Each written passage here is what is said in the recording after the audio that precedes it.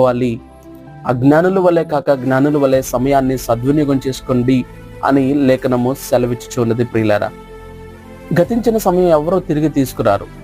గతించిపోయిన టైంని మరలా ఎవరు వెనక్కి తిరిగి తీసుకురాలేరు. కానీ ఉన్న సమయాన్ని సద్వినియోగం చేసుకుంటూ ఆయా స్థలాల్లో గడపక, ఆయా స్థలాల్లో పనిచేయక, దేవుని మందిరములో, దేవుని సన్నిధిలో నీ ఉండుట నీ కుటుంబానికి, నీకు చాలా క్షేమకరం, శ్రేయస్కరం. దేవుని మాటలు నిన్ను బలపరుస్తాయి. దేవుని మాటలు నిన్ను దేవుని వైపుకు నడిపించగలుగుతాయి. దేవుని మాటలు నిన్ను ఆత్మ జ్ఞానంతో నింపబడినట్లుగాను, పరమార్థానికి, భక్తి యొక్క జీవితంలో పరలోకానికి చేర్చుకొనగలిగినట్లుగా దేవుని మాటలు నిన్ను నన్ను నడిపించగలవు. కానీ ఈరోజు చాలా మంది మందిరానికి వెళ్లే విషయంలో చాలా మంది గైర్హాజరవుతూ ఉంటారు. వారంతా కష్టపడుతుంటారు, వారంతా ఊర్లు వెళ్తూ ఉంటారు, వారంతా పనులకు వెళ్తారు, వారంతా అన్నీ చేస్తారు. కానీ ఆదివారం వచ్చేసరికి